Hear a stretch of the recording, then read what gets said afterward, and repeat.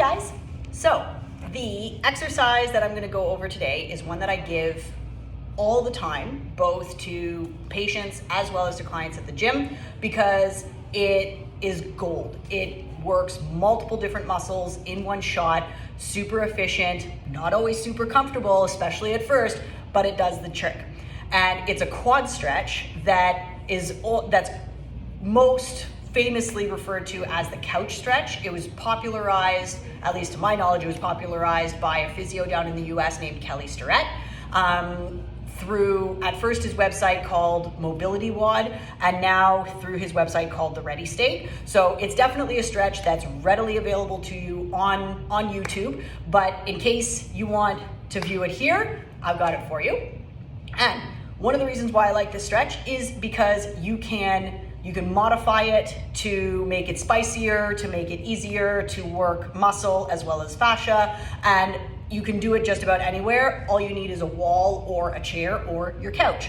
So to set yourself up, first off, if you have sensitive knees, if it's uncomfortable putting your knees directly on the floor, then by all means grab a towel, fold it in four, or grab a pillow or what have you, just to add a little bit of cushioning. But if you're like me and your knees have long since gotten used to this type of exercise, then you can set yourself up where the goal is to get yourself in a lunge position with your shin as close to the wall as possible while keeping your chest up, okay? This is the key point. In this, you want to make sure that your heel is in the middle of your butt rather than kind of out to the side. And like I said, you want to make sure that your chest is up, but without overarching through the back like so. You want to keep it neutral. If this means keeping your abs slightly active at the bottom, you can do that, but mostly all you need to think about is pushing your hips towards your heel as opposed to arching your back to the wall, okay? So once you're in this position, mostly what you're going to feel is either a stretch through the front of your shin and or mostly a stretch through your quad.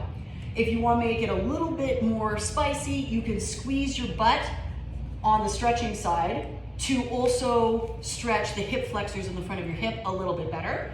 And then if that isn't enough and you want to make it even spicier, you can also either kind of side bend to the opposite side or lean a little bit back, but here you're definitely keeping your abs engaged so that you're not crunching or pinching anything in the back. And you're going to lean back this way to add an extra stretch through the abs here. I'll show it to you from the front, where you've got yourself set up with a chair or a wall or what have you. And same thing, but like I said, you're either stretched directly to the side or to the side and a little bit back, but with your abs slightly engaged to avoid pinching in the back. And in this position, you're gonna feel your quads and your abs stretch a little bit more. And this is because they share a common line of fascia. And if you want to stretch the fascia as well as the muscles, then you can kind of floss side to side. You add a little bit of movement to the stretch to get the fascia stretching as well as the muscles. The fascia will be mobilized as well as stretching the muscles.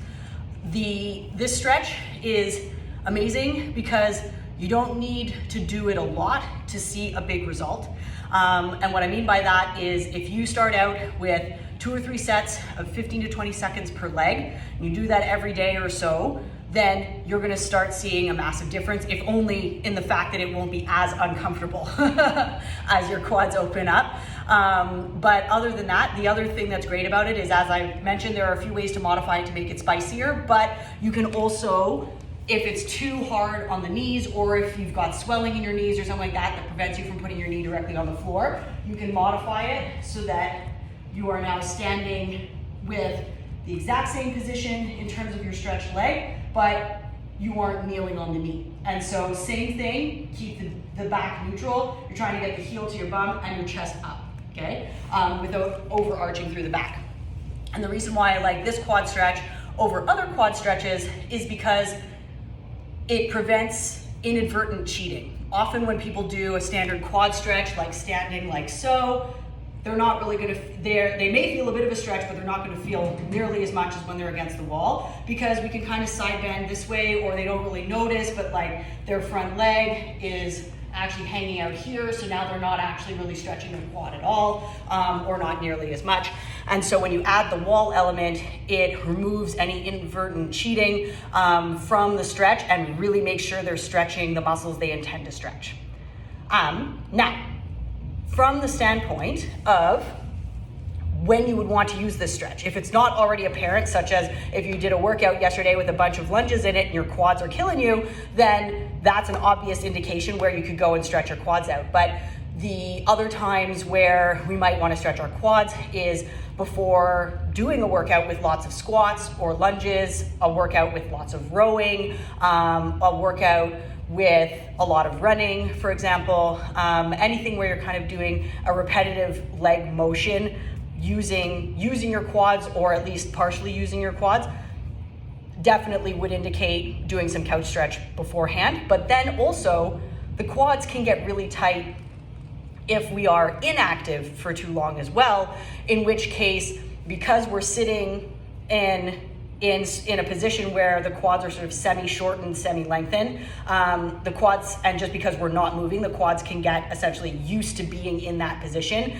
And if the quads are a little bit tight, then they can kind of pull our hips forward like this, and that can put a bit of strain on the back. So it's not actually that people who spend a lot of time sitting, let's say for their jobs, they're not necessarily going to feel that their quads are tight, but they may start to feel like their back is a little tight, and they want to find ways to alleviate that. One thing would be doing something like a couch stretch to see if part of the problem is that they actually have a lot of tension in the quads, which is stressing their lower back without them even really realizing it. So either way, whether you are about to go out for a long bike ride or row or do a bunch of squats, or whether it's actually the opposite and you've just been sitting for too long, or if you've been sitting in a car for a few hours on a trip or what have you, either or definitely indicates at least seeing if your quads are a little bit tight. So you try the couch stretch out, and if you feel a bunch of tension, or if you feel a bunch of stretching sensation through the front of your leg, chances are it's a decent idea to keep doing that stretch, at least for a little bit. So like I said, you can start out with 2 or 3 sets of 15 to 20 seconds on each side, and then kind of go from there. If you have any questions, feel free to message below or send me a DM.